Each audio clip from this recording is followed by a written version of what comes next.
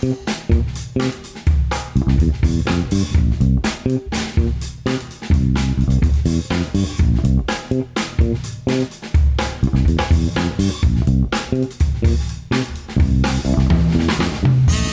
everyone. Welcome back to the Dan Nessel Show. I'm your host, Dan Nessel. Sometimes we have problems with confidence.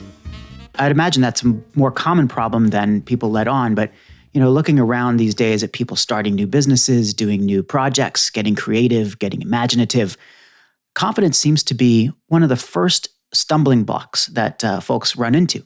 My guest today knows a thing or two about this, as her own personal journey has imbued her with a sense of confidence that she now helps other people to gain. She's a stand-up comedian, a keynote speaker, a teacher, a coach, and she's here to talk about confidence, self-awareness, finding your voice, even touch on the bravery of mundane things. So I hope you're ready for some laughs and maybe some tears as we talk with Elaine Williams. My first comedian, or do I need to say comic? Is that the right terminology now? As long as you don't call me, hey, babe, I'm good. No, comedian. Not a problem. And not that that's inappropriate or appropriate. It's just that you told me last time we talked, you told me that I'm somewhat good at speaking with women. Like I understand how to speak with women. And you're the very first person who's ever said that to me, which makes you a very, very special person in my pantheon of people now. Your pantheon of people. Ooh, well, that's a new thing for me. That's the first time I probably ever said that.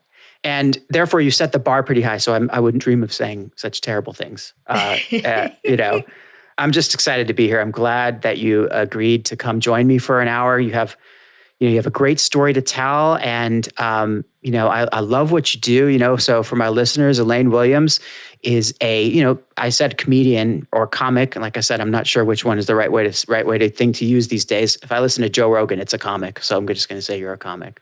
But I came across Elaine because she's a coach and a trainer and helps people to be more confident in, I suppose, on video is the main thing, but pretty much in their lives. Is that right? Is that an accurate thing to say?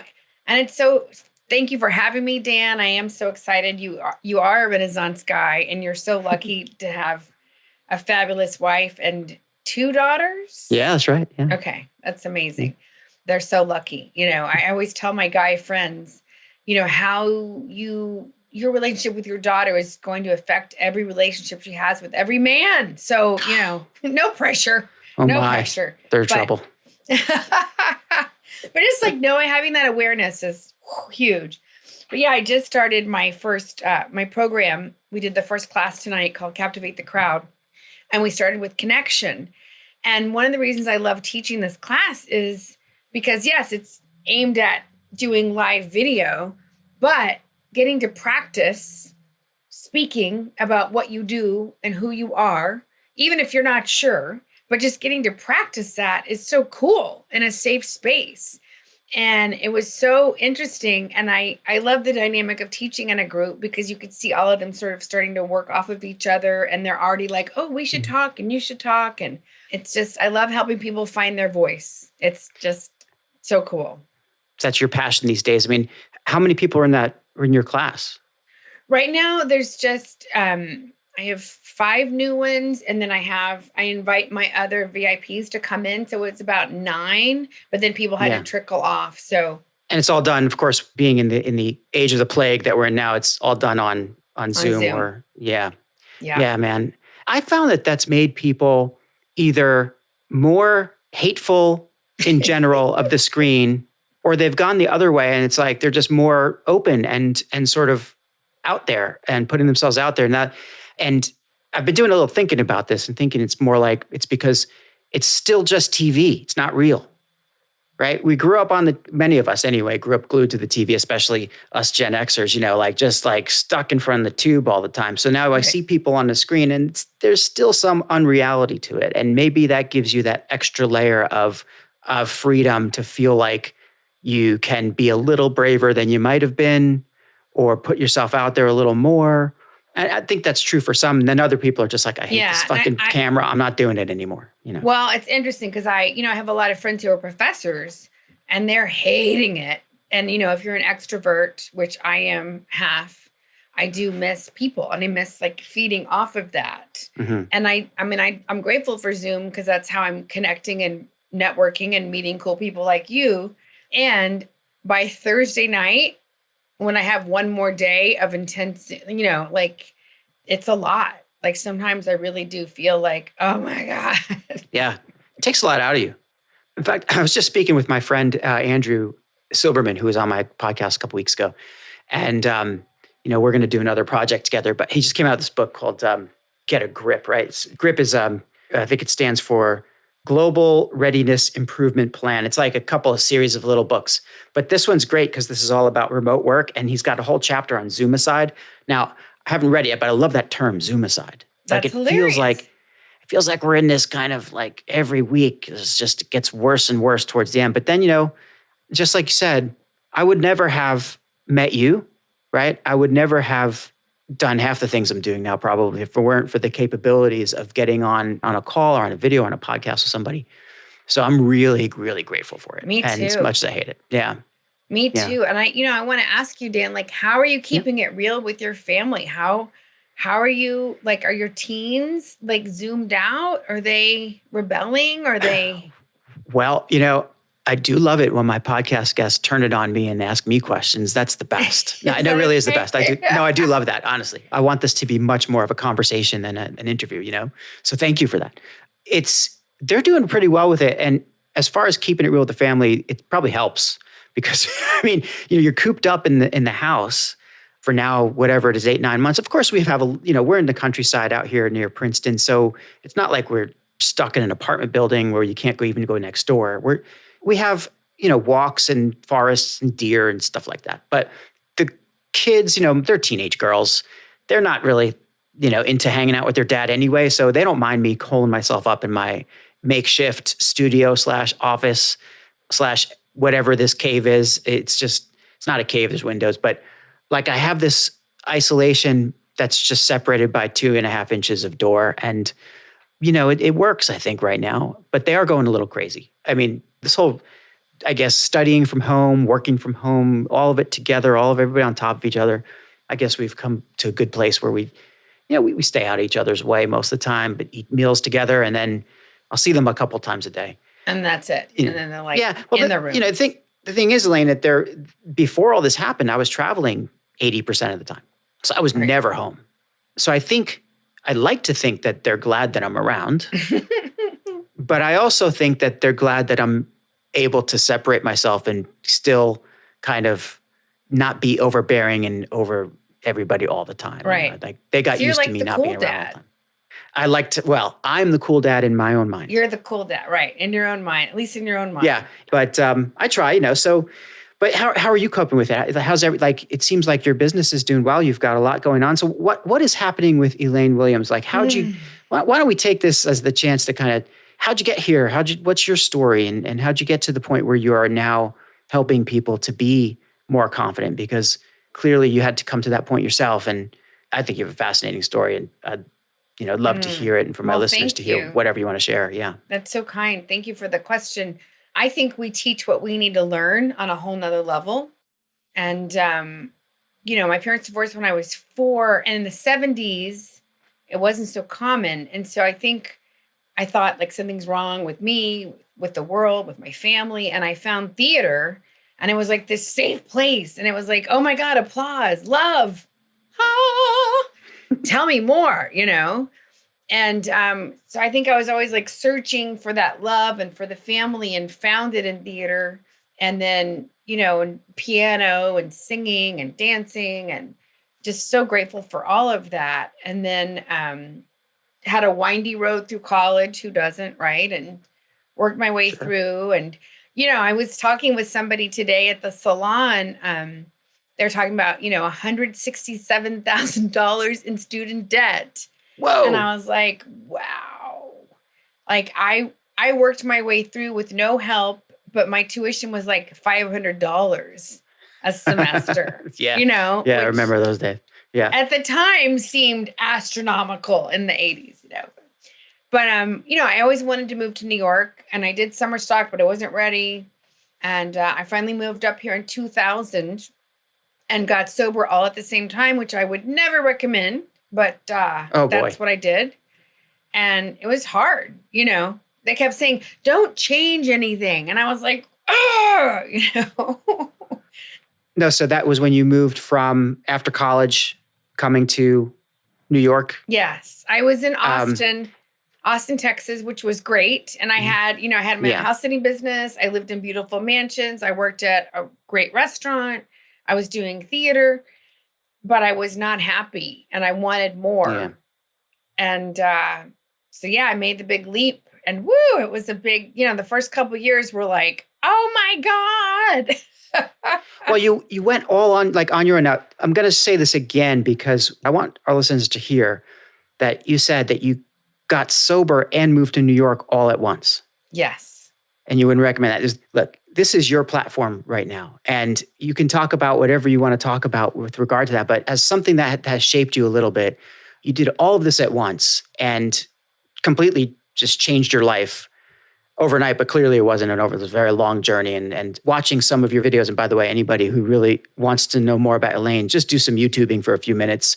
And she's got some killer routines out there, some great bits, some good comedy. It's just, you'll love it. And you'll learn so much about her that you're not going to learn just in these few minutes here. But we don't have to cover all that ground. But, that's a fascinating and harrowing experience, I imagine. And I just say imagine because I haven't been through that. So how did that you said it was a crazy thing to do. I mean, yeah, I should probably back it up a bit. It's like I love to share, but sometimes I try to be respectful that not everybody wants to know every detail of everything, sure, So I try to, but and I'll just share this because maybe it will help somebody else, Dan, right? So I grew up, there was a lot of abuse, physical, emotional, sexual. And so there was a lot of trauma, right? And so this is very typical. I was a straight A president of choir and drill team and blah, blah, blah. And then I was also bulimic and I would take laxatives and starve myself and purge. And so I was put on my first diet when I was in the second grade. So I had a weird relationship with food from very early on. And I truly believe most parents, 99% of parents, don't say, ooh, how can I mess up my kid today?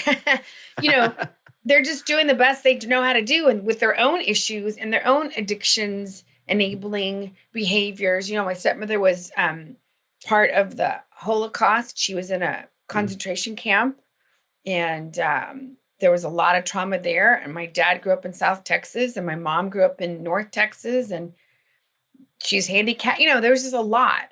And I was a lot. So anyway, so I had been really struggling in my 20s and I was acting and you say, I'll be happy when. So I was like doing all these back-to-back shows. I had a great boyfriend. I lived in beautiful houses and I was miserable. Yeah. And still in my 20s and that whole thing of like, but I graduated and all this and I'm still like, and I went to this thing called the Landmark Forum and all these people were happy and I hated them because I wanted what they had. And they were doing things like, I just made my first book. I just bought my first house. And I was like, so luckily I did the Landmark Forum. I had a huge spiritual awakening and I was able to forgive my parents. And it was that truly for me was like the line of demarcation, like November 21st, whatever, 1997, I realized I had to take responsibility for my life and I had to forgive because it was killing me. Mm-hmm. And from that, I said, I don't even know what just happened. Felt like black energy leaving my body. And I just said, I have to do more of this. And so I did lots of other courses. And then through that, I was able to make peace with one of my, abuser people and my stepmother. And, and I was able to there had been so much trauma. Right. And so the last, that 2 years in Austin, and I'm still like working and going to school and taking acting and doing all my things. But I was doing all these courses with Landmark and it was really empowering and healing. And then really the last thing left was alcohol. I had given up drugs. I had stopped doing bulimic stuff. I had stopped dating bad boys mostly. And then, and I had this people were giving me all these going away parties and presents to move to New York, and I couldn't be with the love. Like, it was too much, even though I so desperately wanted it, which is so non-logical.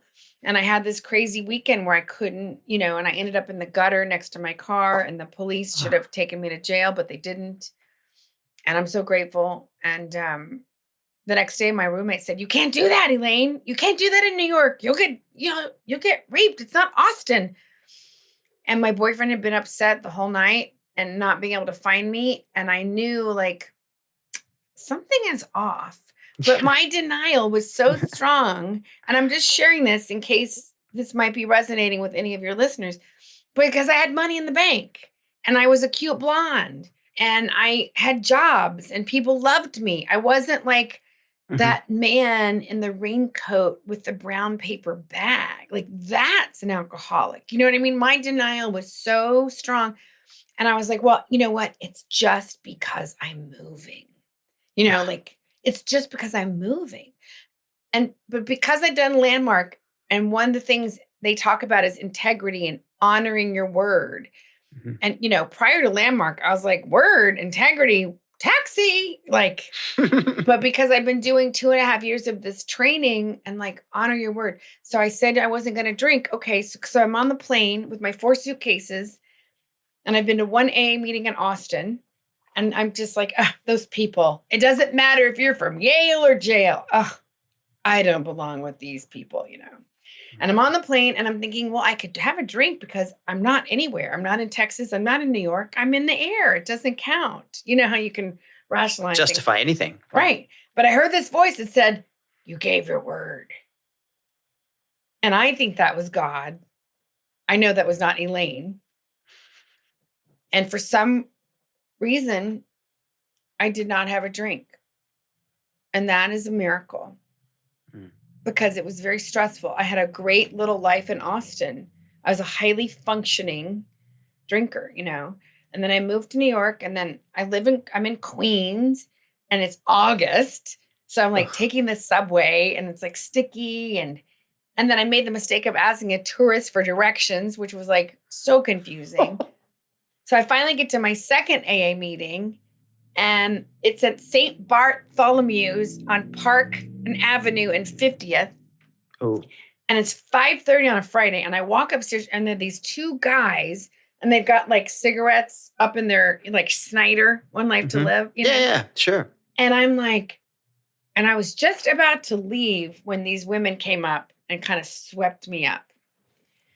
And I'm so grateful, Dan. And to be honest, the first year I was just like, I don't like these are these people crazy because they're New Yorkers or because they're alcoholics? And I realized both, but, but I kept hearing stories of people, federal judges, teachers, lawyers, advertising executives, like you name it, from all different walks of life, who would become homeless and crack addicts. And, and I kept, even though I had a lot of denial, I'm like, ugh, I kept coming, and the stories scared me just enough to keep going.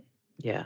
And then my boyfriend at the time, once I hit a year, we had been doing long distance. He broke up with me, and it was the best gift. Oh, cool. Because I was about to say, but now he said it's gifts. Yeah. No, it was like that emotional bottom, and I realized I'm staying sober for me, not for him. And he needed to be needed. And even though I still loved him, when you stop drinking, that changes the dynamic. So, so that's part of my story. And and in some ways it was perfect because I knew every bartender in Austin. It would have been so much harder to stop drinking in Austin, where I knew everybody. Yeah. So in New York, I knew nobody. So in many ways, that was good. It was just, I couldn't wait tables at first, And you've been sober ever since. So it's been quite a while, and clearly Landmark had a lot to do with it. And I maybe we can talk about that a little bit, but you've taken that. I know that you turned that into some material, a lot of material for your show. And, how have you folded that into what you bring to your clients and to your students and, to your whole outlook of confidence? Wow. Whoa, that's a great question. I'm full of them. It's so, Dan, you're so cute. You're my Dan, the Renaissance man. That's my nickname for you. I'm going to write that down too. I'm so grateful that I've had the 12-step program, and it's not all rainbows and unicorns. I have been, 20 years, you go through, at least I've been through phases where I'm like, if I have to go to this meeting and hear this guy, blah, blah, blah, hear him talk his bullshit, sometimes the same people come and you're like, oh my God, shoot me. So I've definitely been through stages, but one of the things I do love about the 12-step world is it's free. Mm-hmm. Anybody who wants to come, if you really want to stop drinking or stop, there's all kinds of gambling, there's a million 12-step things, but it's such a beautiful program and it's very imperfect, but there are some foundational pieces, Dan, that have been really served me so well during this pandemic. Mm-hmm. Progress, not perfection, 1 day at a time, 1 hour at a time, 1 minute at a time, mm-hmm. Breathe, let go, let God. And when I was new in the program, I hated all of those slogans. I thought they were cheesy and stupid. And now I really, some of them are very profound. One of the Al-Anon sayings is, how important is it? Because I know I can be very, Mother Teresa and have my mission and want to help heal the world. And then there's a part of me that can be petty and small. And, if I'm having a crappy day or if I'm full of fear, I can be really, I think we all can be. And so I love some of those slogans that kind of get in your psyche. Mm-hmm. And they've been incredibly helpful during this 2020 shit show of a year. Yeah. Yeah. I've come to appreciate all of that as well. But I've told my listeners before, and I'll tell you, is that I'm just wretched at remembering quotes. Like I'm terrible at it. And so I like the little ones, like progress, not perfection, or don't let perfect be the enemy of good. Those kinds of things those are in there. But I always fuck up quotes like all the time. But that's those little pearls of wisdom that you're bringing from 12-step, but like everywhere around us. And I hear that in the whole world of coaching all the time, right? Mm. It seems like obviously it's not a coincidence, it's all about supporting and bringing your best self out or helping somebody else to get their best self out, and whatever that is, to discover their best self, to get to the core of whatever is ailing them on a professional level or whatever. I mean, I'm no psychologist and certainly don't pretend to be one. I mean, there's a lot of analysts who do analyst work that's well beyond the ken of just helping somebody to figure out that they want to write a book or whatever. But you've got that very unique, sadly, it's not that unique. I mean, a whole world of things, but you have a very heavy and important perspective to bring to the people that you work with. And the fact that you've lived all those things, right, means that it's not just sayings in a book. I mean, these are things that you truly believe in and you can bring to all of your clients, your audiences, your students, all of those people. I think it's a blessing. I think it's fantastic. And no wonder you're a coach. It sort of makes sense. It's funny. I think I was probably a really irritating child because I was always like, what's your dream? Why aren't you doing it? I've always been a bit of a dreamer, but yeah. And I think, Dan, I think being a human, there's trauma. Yeah. And I think one of the, we've made all this progress, right? With the medical things and sending people to space. And there's so many cool things that we've created with our big brains, but we've also created a lot of other stuff, some isms and compare, despair. Yeah. And I think one of the challenges is sometimes people who haven't, I coach people who want to be speakers or who are, I'm like, oh, well, I don't really have a good story because I didn't have an addiction and I wasn't raped. And I'm like, well, you probably have amazing stories. Like something that's traumatic to you can relate, other people can relate to it. It doesn't always have to be that, assault and addiction. There's plenty of other ways. And there's a million ways to tell a story. And just because you don't think it's you're comparing your trauma to mine, it still was your trauma at the time. Well, it's a matter of degree always. And I think it's interesting you said that. I think a lot of people feel like, oh yeah, my story doesn't matter. Who's going to want to listen to me? It feeds into the lack of confidence people have in their own, ability to go out there, or maybe even prevents them from even going that direction in the first place in their thinking process. It certainly is a big part of imposter syndrome, something that we talk about a lot here. I've never climbed Mount Everest, or I haven't saved a child from a cougar, which is, by the way, something. Okay, well, I'm leaving. I'm leaving. Right? I mean, I'm sorry, but I saw somebody on LinkedIn the other day, a new connection of mine, really cool dude, who was like, "What was this moment, the defining moment for you? Like, do you have a defining moment in your life?" And he's like, just asking his LinkedIn crowd, and his was like, "Yeah, there was this time I was at a zoo and this child fell into the cougar cage and I ran to save them." I'm like, that's like the subway dream or the commuting dream. Like when you're some schlub in a suit going to work, and you're looking around you. And when I say you, I probably mean me, but I'm looking around myself like on a typical day, whenever it was. And it's like, here I am on the subway or wherever it is, and I'm getting to work, and the life's going to be what it is. And I'll just get out of the train and I'll go to work and put in my 8 hours, have some meetings, come back, blah, blah. And, life goes on. But you have this little twinkling or a daydream. It's like, what if there's an accident along the way and I'm able to save somebody's life, right? That would be a story. It's not the guy going on the train and just going back to work. Like, I want a story in my life. I want something that I'm going to stand up and be the brave person for once. Never really happened to me in that way, but I believe that all of us have extreme moments of bravery that we're not aware of necessarily, and against degree. But this dude is like, so he ran to the cougar's cage to basically rescue this child. Now, the child's father was there and got to the child first.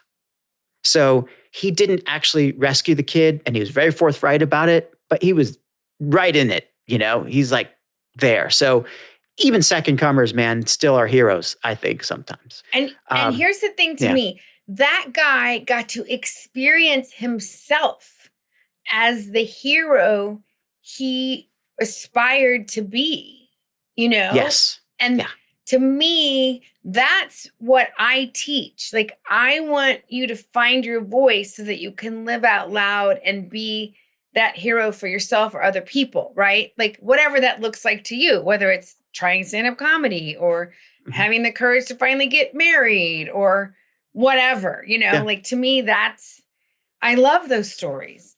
And I love it. It doesn't have to be the jaws of a cougar. It could be a small victory. I mean, there's a lot of things that really, truly matter and that can change your life and have those moments. And, like I had my own, and I keep having them, I think, over time. I mean, my cougar was my father-in-law.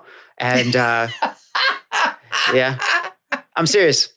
I don't know if I've ever really told this story on the podcast, but the short version is that my father-in-law, my wife is Japanese, very traditional Japanese family, a farming family in the countryside, right at the base of Mount Fuji.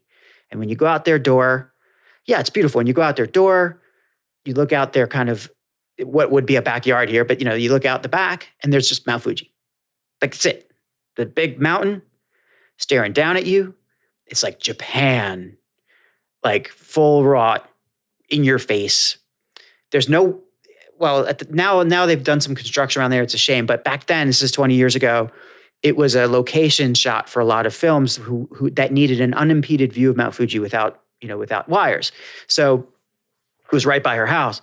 So you're talking traditions, the mountain, mists, snow, tea fields, rice fields, everything. And here I am, right? Just this kid from New Jersey, walking into the cougar's den, just to continue the metaphor. And my wife is very, global, international. Her English is fluent. I met her in my job, which was all mixed group of non-Japanese, Japanese, like normal thing in Tokyo.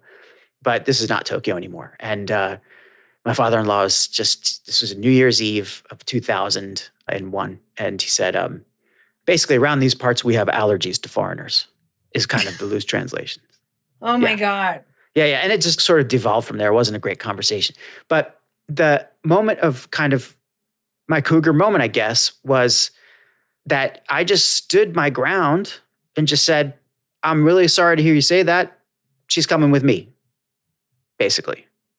There was one thing where he said that that he just didn't think that I could ever have the appreciation for the history and the tradition of the Japanese people, and certainly his family that's been in the same place for 700 years. And I said, well, yeah, the rock out in front of your house is older than my country. I get that.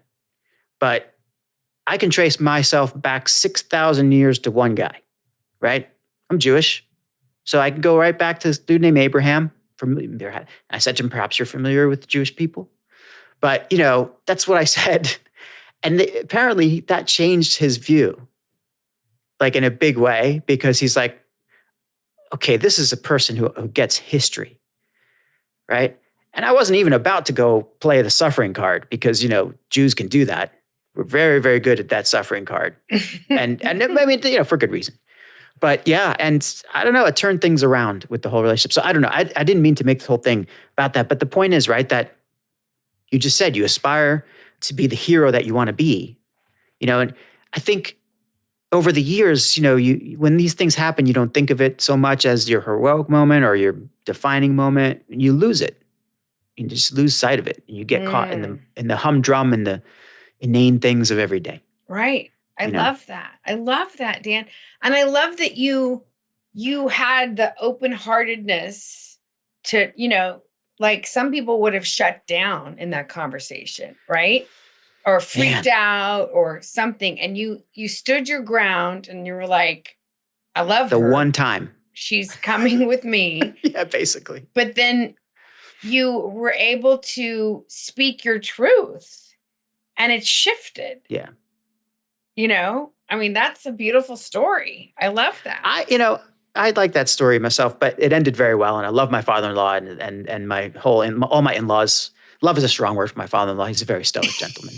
I would love to go to Japan and see that. God. Oh my God. He's a character. And, I always say, like, when by the way, just since I'm on it, my father-in-law, you've heard of the murder hornets, right?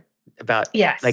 Right? Everybody's heard of the murder hornets. Sure. My father-in-law raises bees in Japan, like wild Japanese bees. It's one of his hobbies. And he's got hives, like colonies behind his house. And those bees are the, crack for murder hornets. Like murder hornets love these bees. They come, this is their food. This is their food source. So they're Japanese hornets or Asian hornets. They're gigantic. My father-in-law, they are deadly. If you get bitten by them, you should go to the hospital. And, they live in the woods and the mountains near Fuji. It's natural habitat. I've been chased by them when I've been jogging. It happens. This guy goes out to the beehives where he's got traps set with nothing more than a badminton racket and a towel in front of his face. Maybe puts on the bee hat, but he's got no protective gear whatsoever. And he's just he's seeing this, just smacking him away with the badminton racket. Just, get out of here, bee. My God. No fear. And there's bees all over the place, but the hornets are just coming at him and he's like, swat. It's astounding to me. The guy has one of those, bravery moments every minute of every day living out there. But yeah, so my one moment that I really related to him was that conversation. And he's been just a genuinely, great man ever since, to me, at least. And so, it's that I try to channel that now, having understood a little bit more about what it takes to be confident, what it takes to be real. Every time I feel I don't, who would want to hear me or who would want to listen to me or who would want to do that? I kind of try to channel that, remember that moment as the kind of thing well, I got things to say. I'm not, not just some guy. And that's such a great point, Dan, because there's always a good reason to not press go on the video or to not write the blog or whatever. But I have little notes that say, it's not about you, Elaine. I just did a big summit on Friday with all these cool women building wealth thing. And, I had lights and everything around and there was a whole tech team. So I felt a little bit nervous and excited. So because it's something that feels new and different, where does the attention go? On myself, right? Yeah. But I don't want it to be about me. I mean, I want it to be about me for them, right? It's about them. And so when I remember that, when I can remember that, like when I share, the whole point is to hopefully make a difference for somebody who's listening or watching.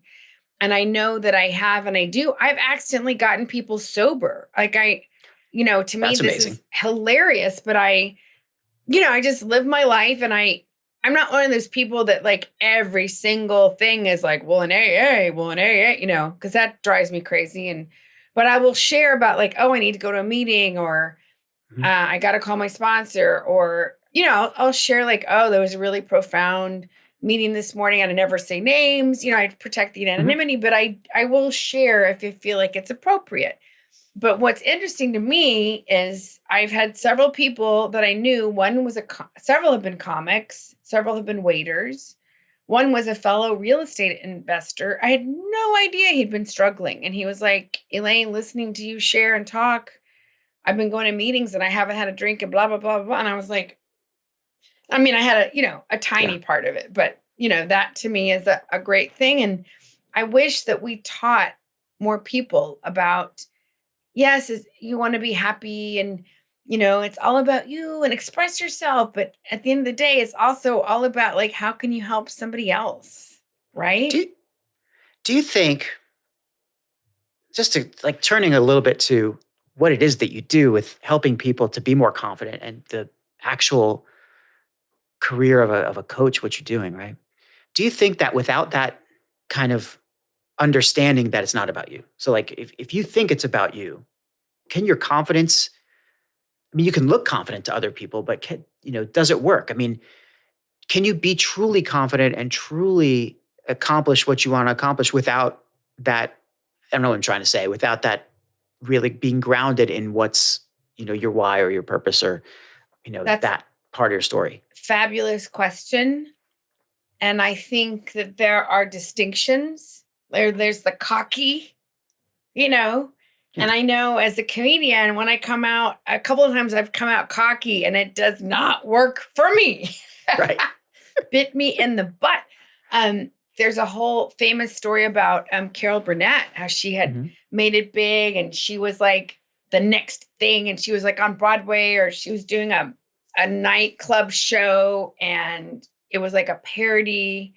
And she was like singing to her piano player, and he was like very not attractive, but it was like this whole thing. And she was really, really cocky, and she came out and she ate it. Like the audience just smelled it or felt anyway.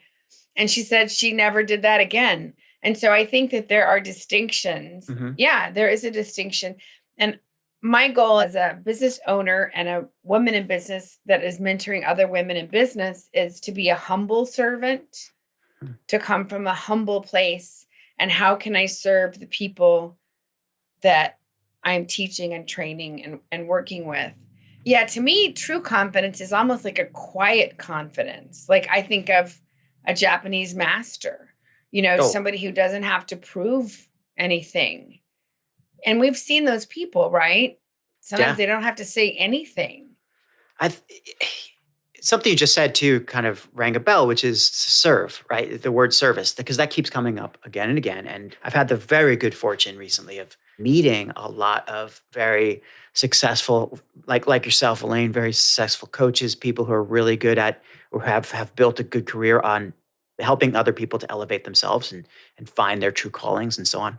And service is one thing that keeps coming up. So maybe what I was trying to say before was that, is it possible to be confident without having an idea of service? Like, can you remove service from confidence? Like really for it to be effective? Or I don't know the answer. I'm thinking that could be such a core element of being a confident person. If you know you're in service of something, it's maybe another way of saying what your passion is or what your why is, but I think it's all related. I'm a total podcast junkie. Yeah. And I used to travel a lot for gigs and stuff. And I learned this story about a football team that they had painted, what do you call it? The rooms, like when the visiting team comes. And they had painted the walls of the visiting team's rooms pink. Right. And it really affected their playing. Was that part of that whole study that colors really affect the way that you think? And I found that fascinating. And I know that I used to have a house sitting business, and there were places that were cluttered that I had a really hard time sleeping in. And then there was one place I used to stay, it was like on top of a hill, and the second floor was the master bedroom and the kitchen area. And so you really felt like you were in the trees. Wow. And the master bedroom was like a wooden bed. And I think they had like one alarm clock and nothing else in there. No electrical. And I mean, I would sleep like Rip Van Winkle, like, and so I remember thinking your environment really does affect you. Yeah. So what that has to do with confidence, I don't know, but like, could that color really mess with your psyche?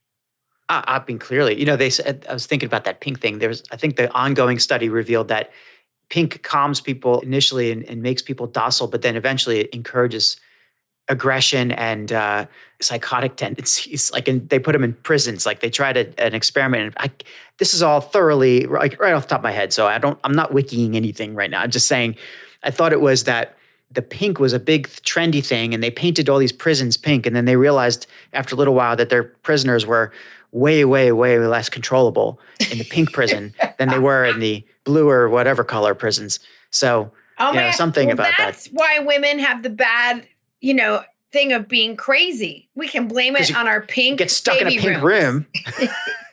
But terrible idea. But back to your question, I keep thinking about what I call situationally confident.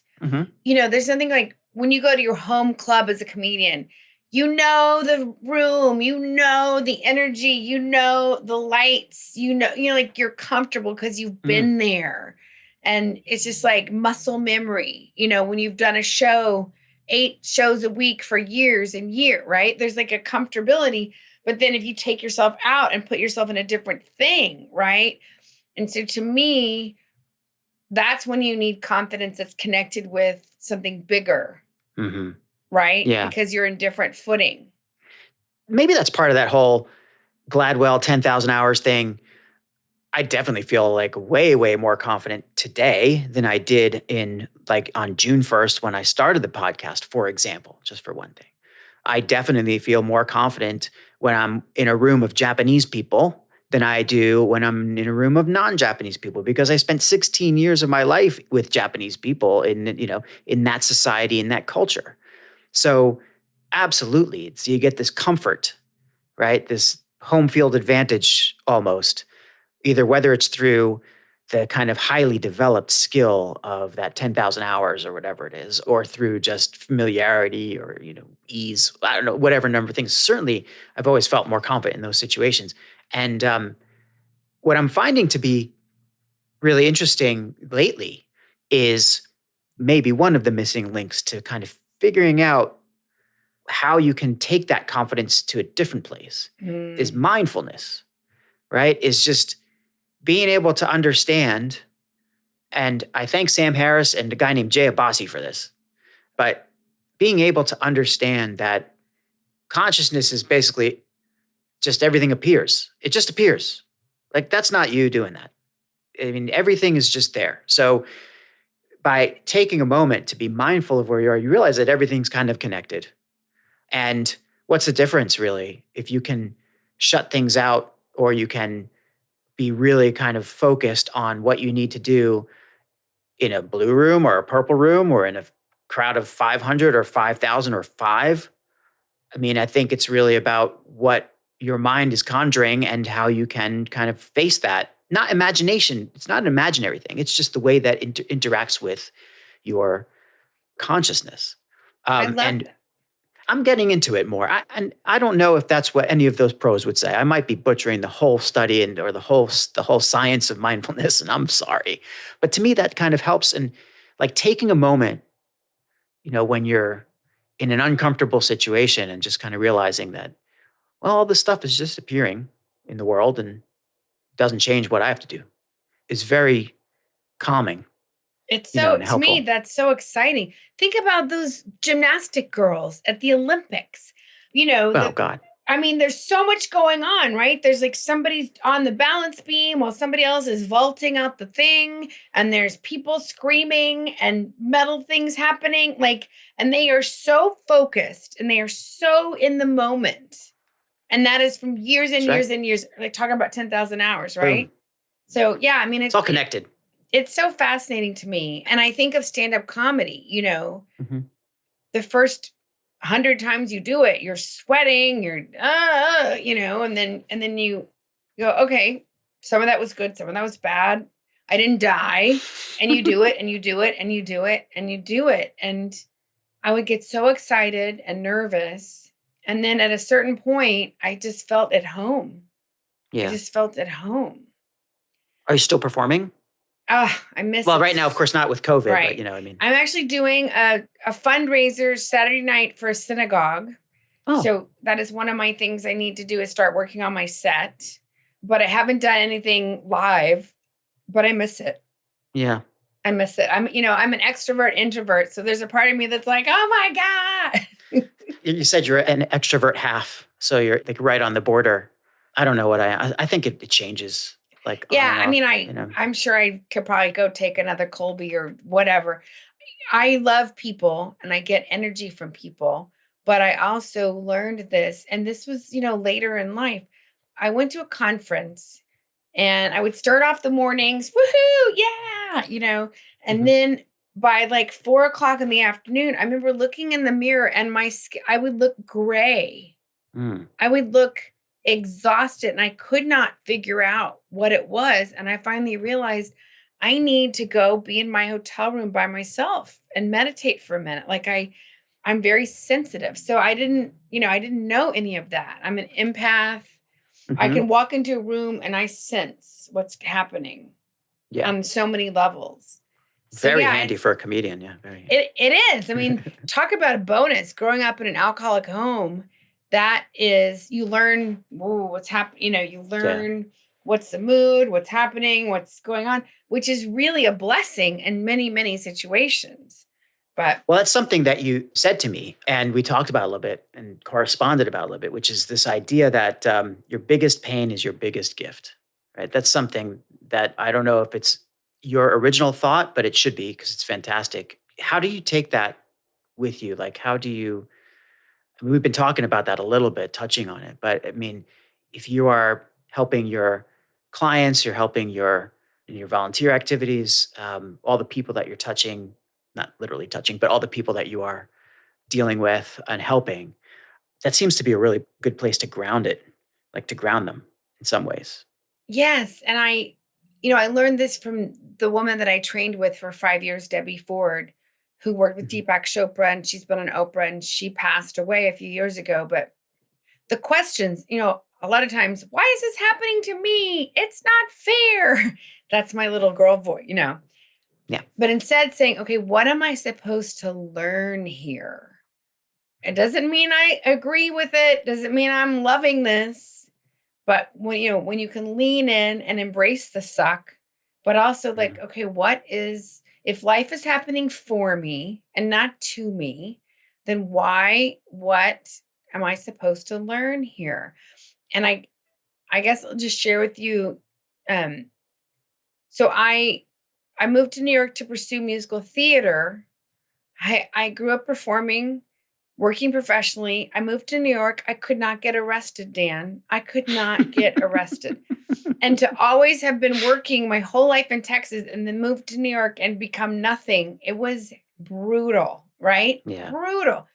And luckily, like I kept going and then I booked something and then I was doing musical theater. I did like some theater at the neighborhood playhouse. But people kept saying, you should try comedy. You should try comedy. And I was like, are you crazy? And so finally I did some improv. Anyway, so finally, after resisting it, because I was terrified, I took comedy class and I was not funny. Mhm. It's one thing to be funny in the moment, Yeah. spontaneous, da da da. Another thing on cue, I didn't know how to write. And I swear to God, this is what happened at the forum. Like I was going to leave because I was like, I'm not getting this. I'm just going to go. But something said, you already paid for it. You might as well finish it.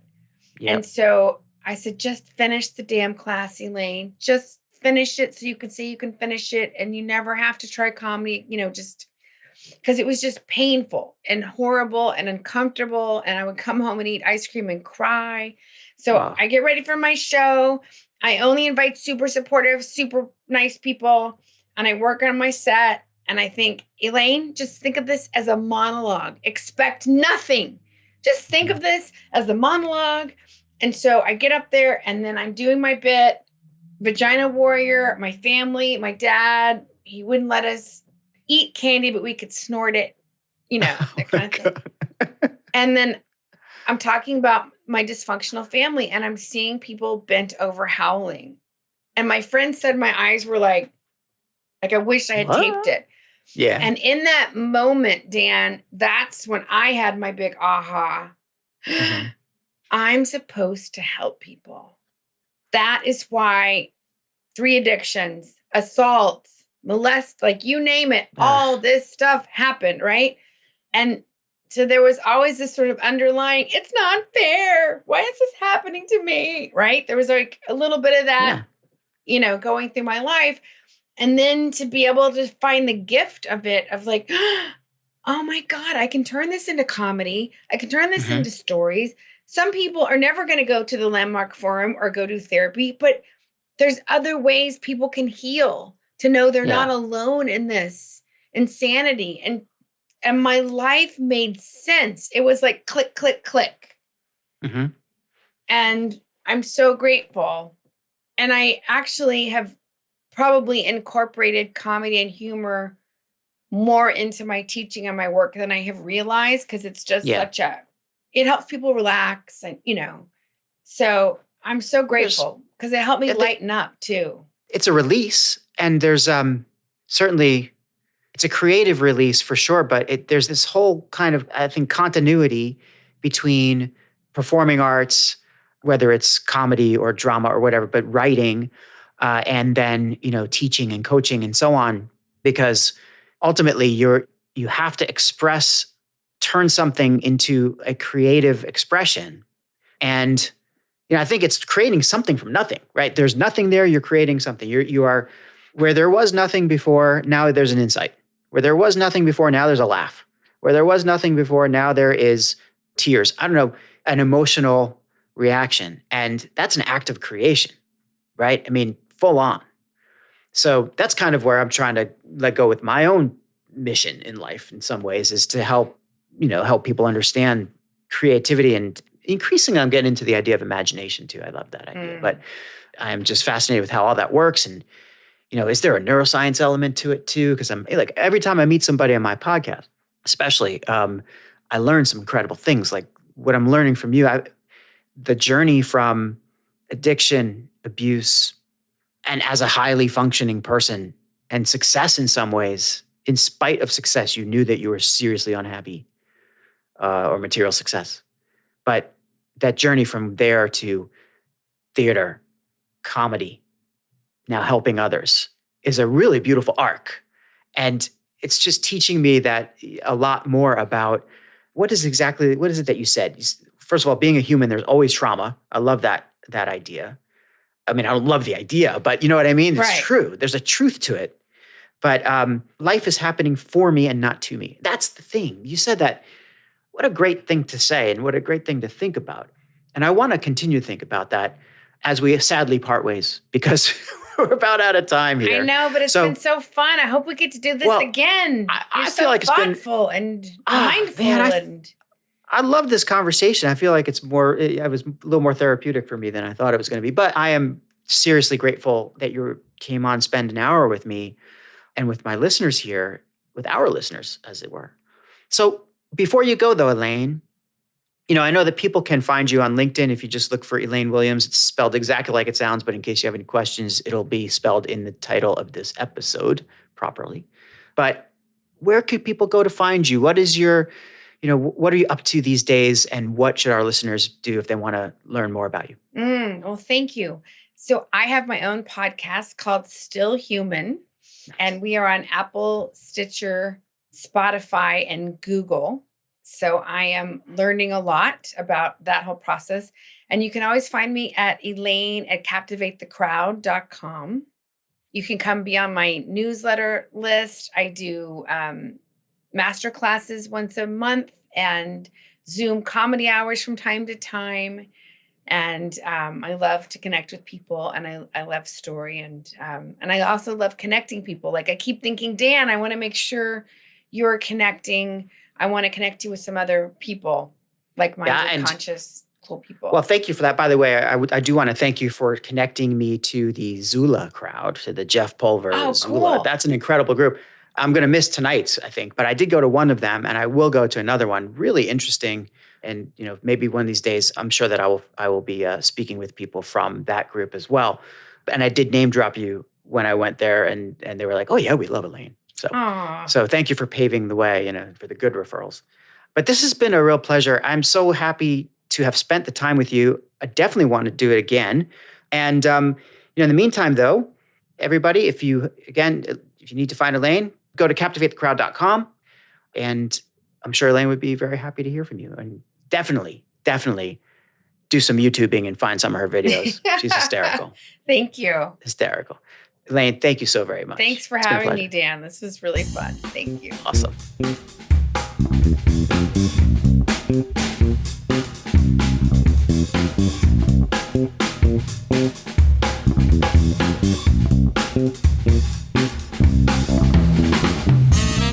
If you enjoyed this episode of The Dan Nessel Show, please head on over to iTunes, Spotify, Google Podcasts, or the podcast player of your choice to subscribe, rate, and leave a review. And please don't forget to spread the word. Thanks for listening.